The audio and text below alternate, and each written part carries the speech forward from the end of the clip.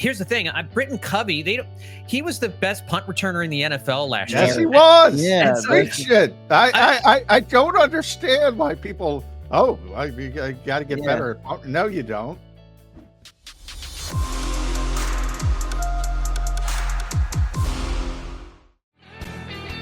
Welcome back in, everybody, to Birds 365. It's a John world, and I'm living in it. We got Johnny Mack and joined by John Stolnis.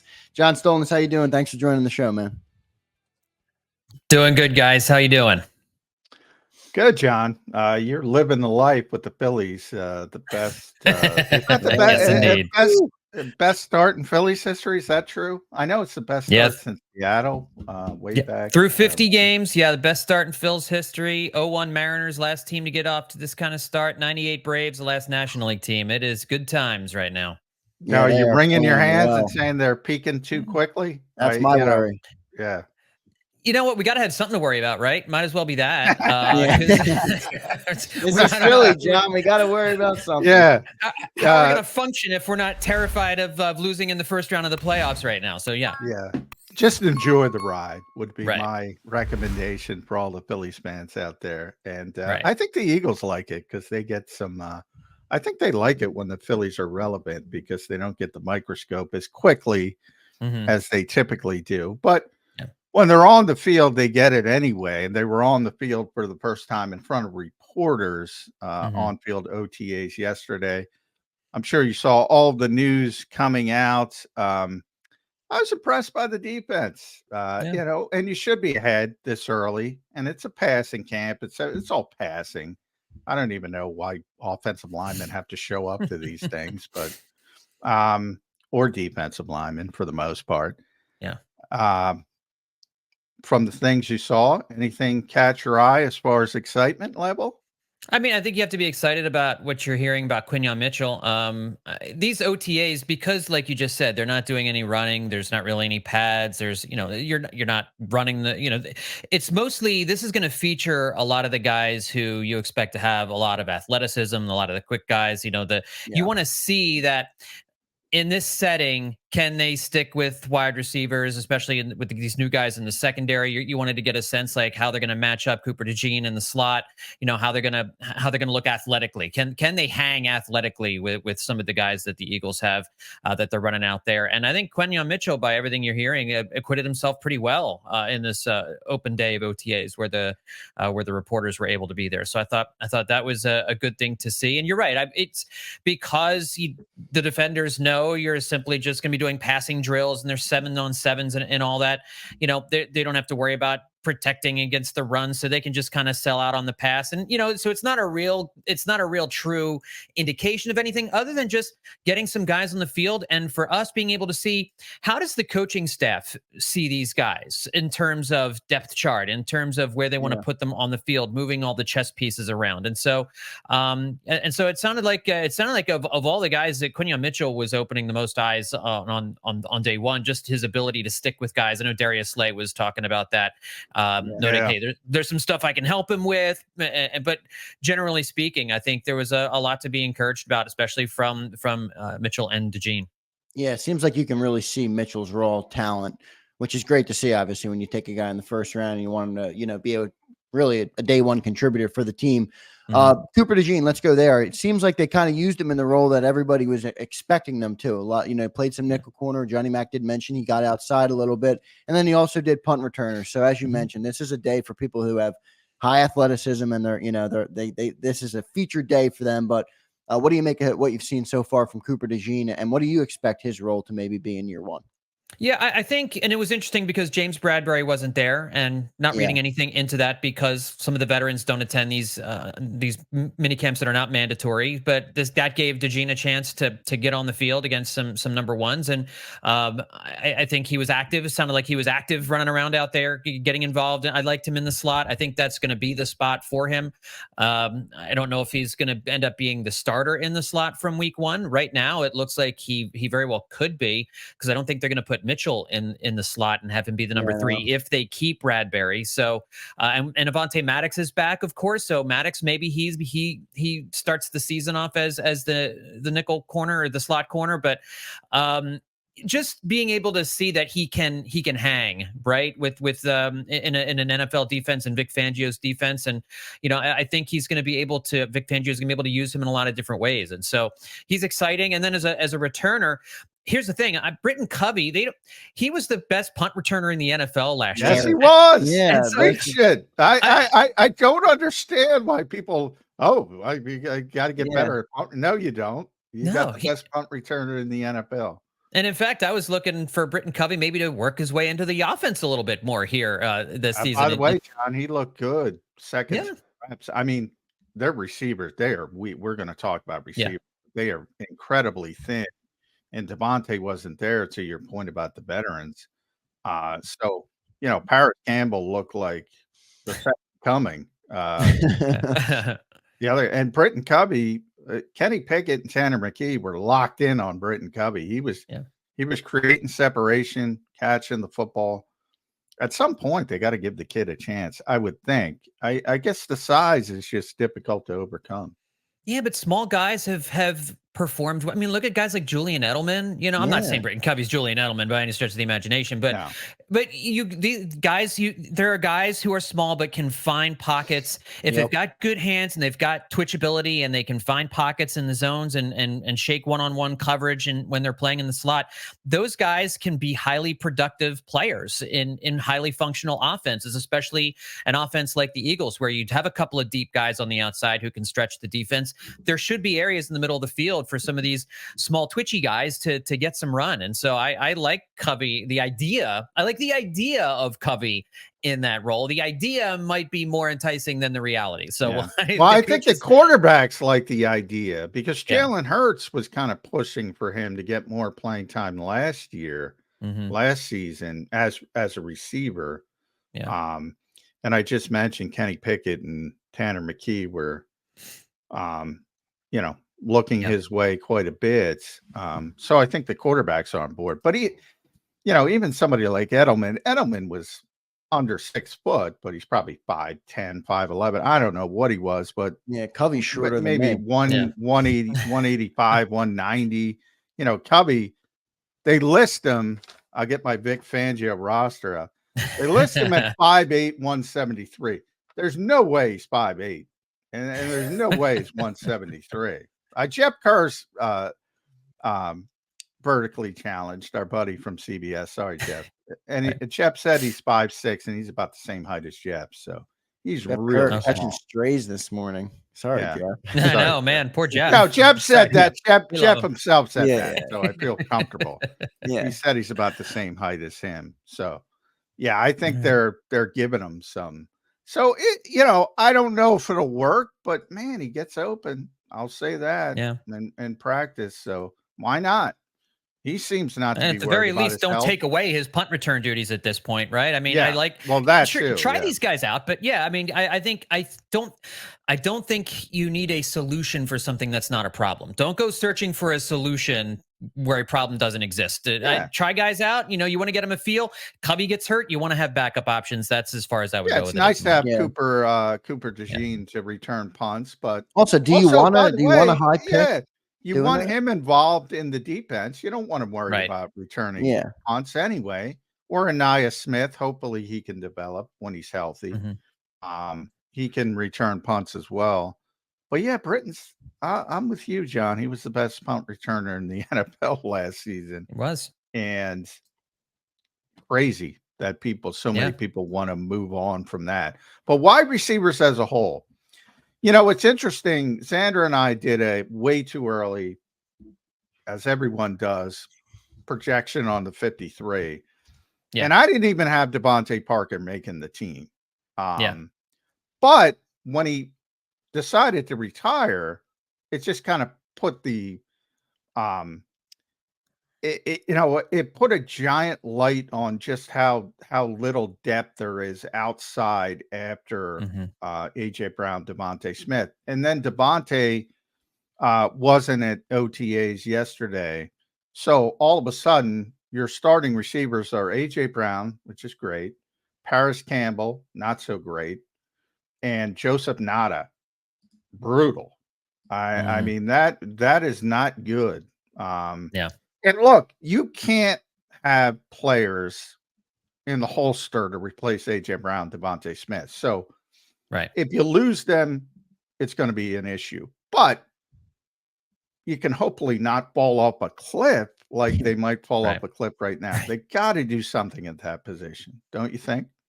I do, because I think relying on like Johnny Anaya Smith, who I'm excited about. I think he could be. I think he's an interesting player, but in year one, relying on a guy who is a pick as late as he was to be somebody that could step in and replace Brown or Smith, or even just some semblance of a replacement, is a little bit risky. But if you look around, there's not a lot of great options out there in free agency. You're almost hoping that, maybe as camp draws near and teams start to make cuts, that maybe a wide receiver shakes loose. But I mean, you're talking about guys like a lot of injury prone guys like Hunter Renfrow and Michael Thomas and Jarvis Landry. Those are the names that are still out there right now. Those are the names we all know and recognize. But Julio Jones is still on the vine. I don't think we're anticipating a reunion. And certainly if one of those guys gets hurt, you're not looking at a guy like Julio Jones to give you a whole lot of production. So yeah, it's scary. I mean, and I would probably at this point take a flyer on a guy like Renfrow or Thomas or Landry, just provided that they're healthy, provided that they still have something left in the tank, just to get another veteran in here, because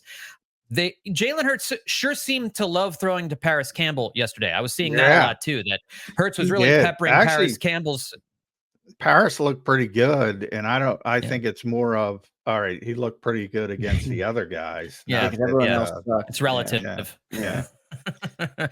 So I mean, I think something else has to be added to the roster from the outside, and I don't think it's, at this point of the year, I don't think it's coming via a trade. We seem to be past trading season.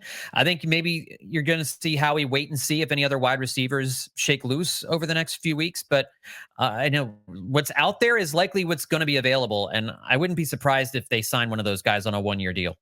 Yeah, and I don't think I understand why, but most fans don't like to think about that, because it's like, we have AJ Brown, Devontae Smith. I don't want to think past them when we have guys that are that good. But just a year ago, we played a playoff game without AJ Brown. So it isn't, if you want this team to be able to, have a chance if something happens, worst case scenario, then you need to fill that role, as you saw last year in the playoff game. It didn't go well when we didn't have AJ Brown out there. So, it does kind of concern me if the drop off is that big. And Devontae Parker, he's getting a lot of talk. Quez Watkins is Randy Moss compared to the group that was out there yesterday.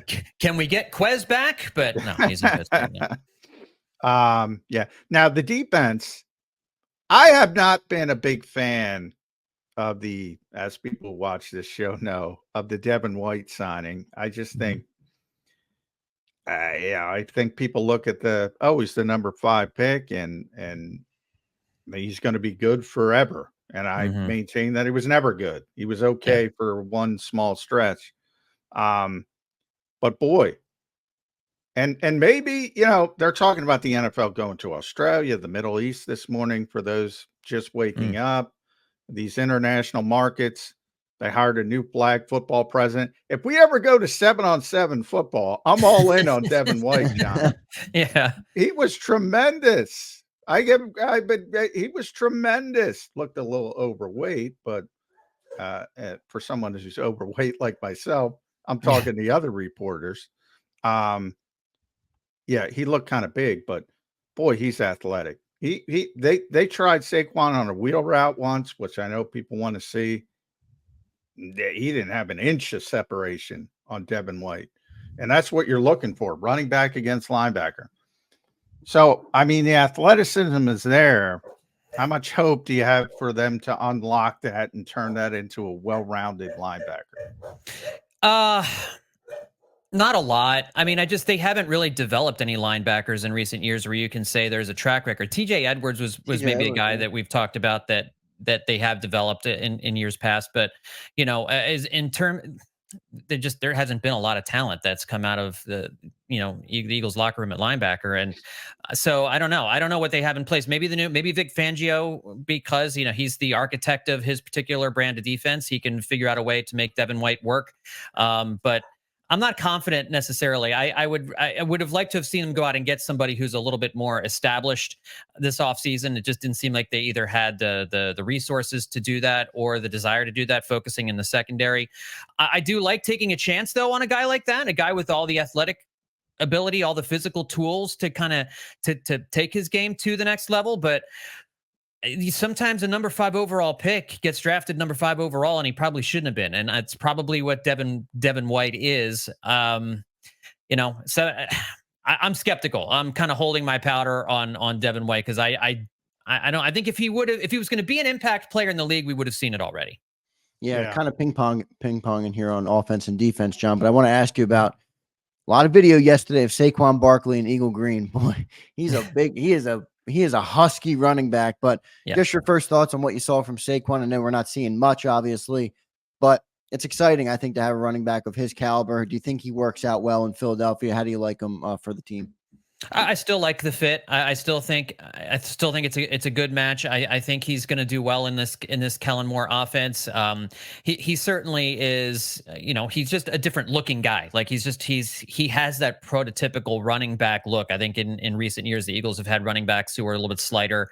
I think and with Barkley they have a bell cow running back. Now will they use him in that way? I have no idea, but I don't think we're going to see as much Kenny Gainwell in big spots. We saw a lot of Kenny. By the way, Kenny looked phenomenal yesterday. Yeah, he really did. He's had stretches. I mean, in the 22 playoffs, he looked phenomenal. Yeah. So I mean, Kenny, it's in there somewhere every once in a while. But with Saquon, but again, it's 7-on-7s. Yeah, I mean that's his wheelhouse because he's a really good receiver.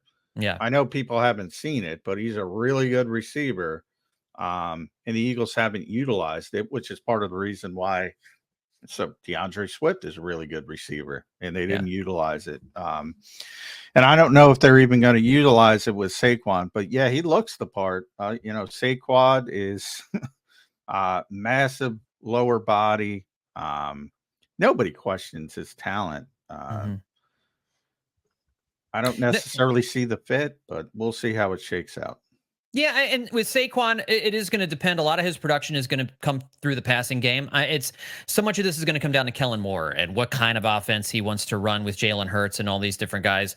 It's especially down near the goal line. Like, are we going to see more Saquon down near the goal line, or is it going to be Jalen Hurts still kind of with the tush push or the brotherly shove or whatever it is? But I think as long as Saquon stays healthy, I think he's going to be productive. But that's the big question. Saquon has dealt with some injury issues in recent years. He was, healthy last year, but can he be the guy? Can he be a high impact running back at his age? And he's not old, but it certainly has the aging curve for running backs is steeper than at some other positions. And and he was wearing a sleeve yesterday on his left calf, I believe it was. I have to double check, but and I thought about tweeting out that, and I said, nah, I'm not going to panic everybody. He's out there, he's working. But yeah, you have to worry.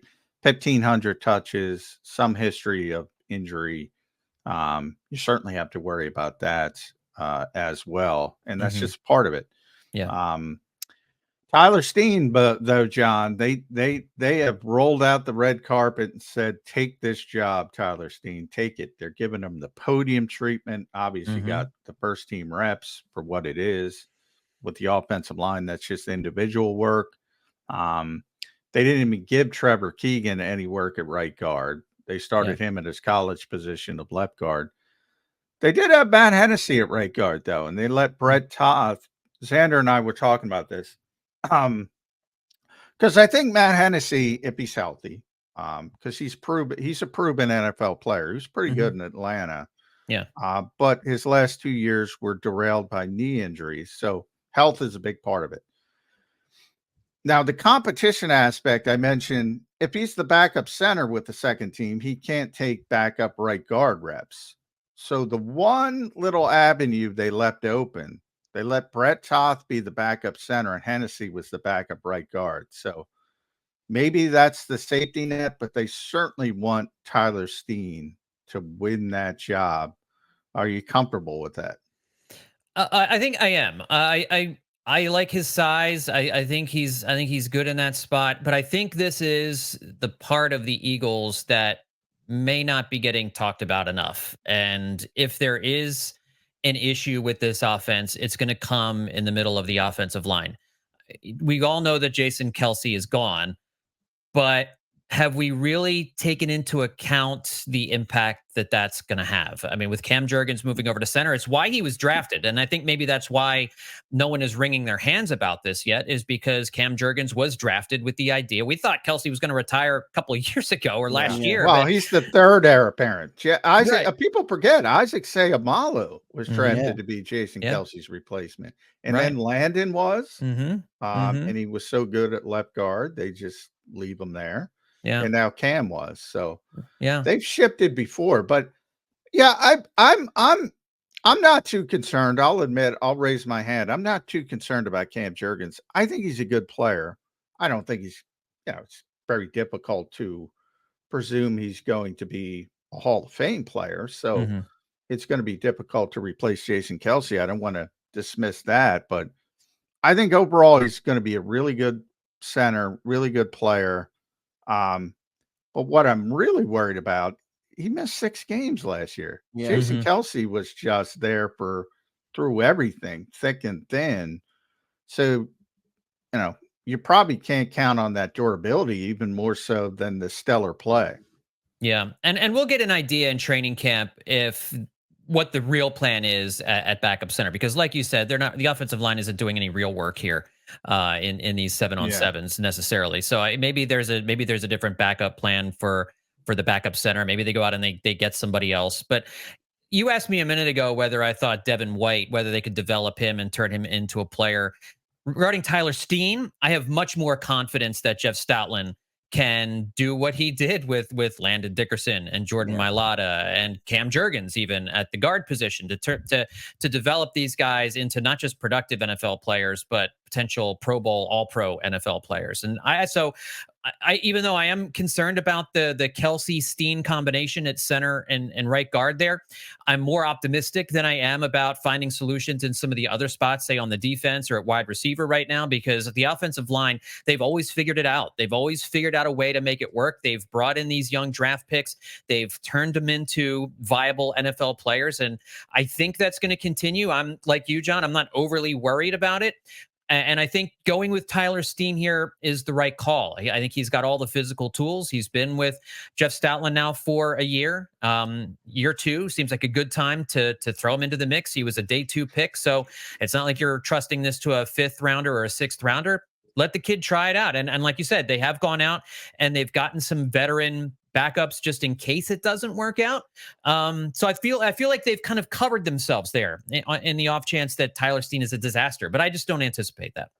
Yeah, it's almost built into every offensive line conversation about the Eagles that we have Jeff Stoutland, and he just makes such a big difference that he turns, obviously Mailata his best story. But the one thing I was happy to hear from Tyler Steen at the podium was that Cam Jurgens has been very vocal in the room, which I think is a good thing, because I don't worry as much about Cam filling Jason's role physically. I think Cam is going to be a great center. I think he's going to be a great player. But I wonder if I'm putting a lot of stock in the other things Jason Kelce did, calling out the blitzes, managing with Jalen Hurts. Like, is Cam going to be able to do all that? I'm hopeful he can. I think he'll be able to pick it up quick. And maybe I'm putting too much stock in that part of the position. I don't know if I don't forget stealing a half yard on the tush push. Yeah, he's not going to be able to do that. Well, I think we'll have a real good indication of how Cam, whether he's really going to be taking on Jason Kelce's role, if he can get a podcast up and running. I mean, that's going to be the most important thing. That's going to be difficult. He's got. I don't think he has a brother.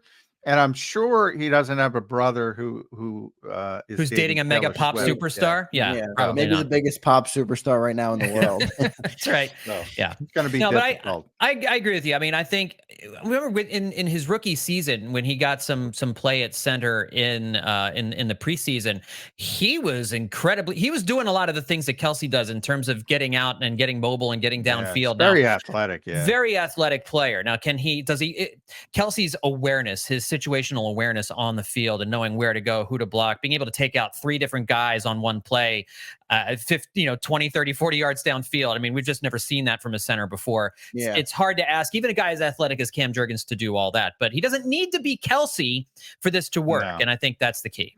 Yeah. I don't know if you saw, there was a clip floating around, and Aaron Donald's talked about Jason Kelsey in the past. And Aaron Donald might be the best, not might be, he's the best defensive lineman of this generation. Mm-hmm. And he just hated playing against Jason Kelsey. Yeah. And vice versa, by the way. Jason says wonderful things about Aaron Donald. And the Eagles get a lot of credit for shutting out Aaron Donald. They're the only team. They never gave up a sack against Aaron Donald. And they played the Rams quite a bit, which is pretty amazing. Yeah. But Kelsey did this one dissertation where he was like, you don't know how much attention we give to that guy. There's not one time where we planned to say, all right, just leave Aaron Donald by himself. They slid protection to him every single play. So it's always fun when you see 2 Hall of Fame players just have so much respect for each other. But yeah, it's going to be tough to replace Jason Kelsey, but I do think Cam Jurgens is going to be a solid player. It's never great to have to replace a legend because it's going to be very difficult to live up to those expectations, and we'll see how that shakes out as a whole. Backup quarterback, I want to talk about, John, because Kenny Pickett looks sharp, man. It's one day in May. It's not meaningful, but I'll say right off the bat, and you never want the backup quarterback to play, but if he has to play, if he has to win a game or two, I'd rather have Kenny Pickett than Marcus Mariota. I think the Eagles upgraded at backup quarterback.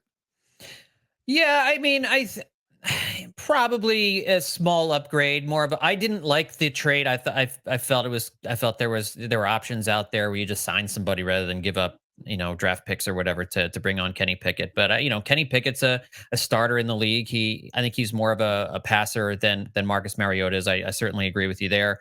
I'll be cautiously optimistic, I guess, on Kenny Pickett and Tanner McKee. I think he's actually kind of a guy I'm a little more excited about. But again, there was a lot of good stuff coming out on Tanner McKee yesterday. No Will Greer. No Will Greer. That's because Will Greer didn't get one rep. So anybody think that looked good for him. Yeah, in that regard. Yeah, he's here because he's Saquon Barkley's golfing buddy. Evidently, right. There are worse things to be. No, he's also friends with Kellen Moore and Doug Nussmeier. So he's like the extra coach on the field. It's who you know, John. It's who you know. It's not a bad idea, actually. But for those who think because Will has a long history with Kellen Moore and Doug Nussmeier, he's going to push Tanner McKee, it ain't happening. And that's a good thing. I do like Tanner McKee as a developmental quarterback, but I don't think he's going to be pushing Kenny for the second role, for this second quarterback role. No, not unless Kenny in the preseason, and again, preseason, you're not making any real determinations. But I mean, if Kenny Pickett looks abysmal in the preseason, I mean, like unplayable abysmal, and Tanner McKee looks a whole lot better, there are going to be conversations. I mean, they're going to be conversations. No, there is. And by the way, they both have a chance to look poor because we go back to where we started this. The backup receivers are not good. So, if you're out there playing significant time in preseason football, it may look ugly at times. And I thought it looked ugly at times for Jalen Hurts yesterday. And that's why I'm not concerned, because he's trying to, get the ball to Paris Campbell and Joseph Nada. So I want to say, so I don't know if you saw his tweet by WIP yesterday. They were tweeting some video of the OTAs, and they had one video of like, Hurts has got his speed back or something like that, and it just showed him like faking a handoff and kind of running around the side with open field. Like, how are you? Like, what's the basis we're judging this on? How can you even? Well, hey, you know how this industry works, John. I think John froze up. Did I froze up on my end? No, you're good. You're good for me. Oh, all right. That probably me. Thunderstorm coming through. But I hear what you're saying, John, but you know how this works. People are in engagement and it gets people excited. I was just texting somebody. Somebody who wasn't even there tweeted something about James Bradbury not being at OTAs, and it got like a couple thousand likes. And I'm like, this is where people are getting their information. I mean, they're not even there. It's about generating engagement. And WIP is good at it. But and listen, I don't have any. I like the sports radio stations in Philadelphia. I'm on them, so I mean, I'm just, the tweet was silly because you can't tell anything about Jalen Hurts' health, his knee, or anything else based on one 12-second video clip of him rolling out during a drill. I mean, I hope that his knee is healthy, but nobody ever said that it wasn't last year. Like after the first few weeks of the season, the eye test told you something was up with Jalen Hurts. And I still maintain that his offseason was so screwed up last year with the shorter offseason, all of the different new obligations that he had after that Super Bowl performance as an NFL megastar. I think he recognized that too. I think that's a good part. He took a lot on, whether it was endorsements or being as you mentioned, that megastar. I think he scaled back. You've already seen he scaled back on that. I think he's hyper focused on getting ready for the season. He was everywhere last year, John. I mean, you couldn't turn around and he's not being profiled in Sports Illustrated. He was everywhere. And I think that affected his preparation last year. I think that affected his ability to physically prepare for the season, which he may not have suffered an injury, but he just may not have been physically prepared and then wore down a little bit more easily last year, which is, again, one of the reasons I think they drilled into his head, don't get hit. And that factored into the desire not to run and prepare for that part of his game. So I think there were a lot of things going on with Hurts last year. I am very optimistic. If talking about things we're optimistic and not optimistic about, I'm very optimistic about a Jalen Hurts bounce back season, provided his receivers are healthy. I think he's going to look better. I think he's going to run a little bit more like he did in 2022. And he didn't have a bad year last year. No, I was about to say that. I don't even think he had a bad year. I think if he cleans up the turnovers, I think he had a bad year from a turnover perspective. Yeah. And some of that is just bad luck. You talk about those mesh point videos, that's always given to the quarterback. It might be the running back's fault. I remember Kenny Gainwell botched one of those last year, and that goes on Jalen's record. Now, so you have to look at each turnover. Now, the interception against the Jets, the interception against the Seahawks, those are Jalen Hurts plays, and you got to clean that up. But if he gets back to where he is as a typical guy who takes care of his football, I don't even think people says he has a bad season. I don't think it was bad. Wasn't as good as 2022, but I don't think it was bad. Yeah, if he goes from 20 turnovers to 7, that season looks a whole lot different. But I'm gonna take the contrarian approach to both of you. I love a May 22nd football dopamine hit of QB1 running a little route on the outside. I'll take it all day long in May. Yeah, fair enough. Fair enough. He's got the juice back. So well done, WIP. And from at John Stolnis, make sure you follow John on X. Thanks for hopping on the show, John. You can read him at Bleeding Green Nation, bleedinggreennation.com. And the podcasts are coming back, John. The podcasts are coming back? Yep, starting this week. Yep, we're going to do Eye on the Enemy, and we're going to be introducing a new podcast, Eagles Memories. I'm going to be taking a look at the 2004 season from 20 years ago. I'm going to have an episode coming out on Friday about the Terrell Owens signing. Eagles Memories. I love that. Yeah. All right. Where can people find that, John?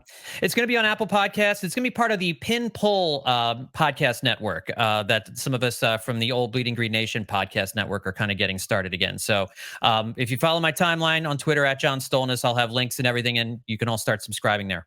There you go. I love that. That's a great idea for all our Eagle heads in the chat. Make sure you follow John and stay up to date on that. That's a great podcast. So I'm looking forward to listening to that. John, thanks for joining the show today, man. We'll talk to you soon. Anytime, guys. Thanks for having me. Thanks, John. John Stolnis joining us, doing good stuff. And the exciting news, the podcast is coming back. Eye on the Enemy was always a great podcast. And the addition of that other one. So Johnny Mac and I will take a break, and we'll come back and we'll get into the nitty gritty of the OTA. We got into it a little bit there with John Stolnis, but I want to pick Johnny Mac's brain on what else he saw.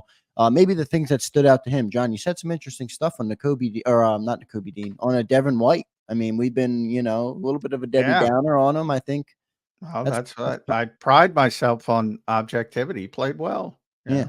I'm not expecting a lot, but for one day in May, he played well.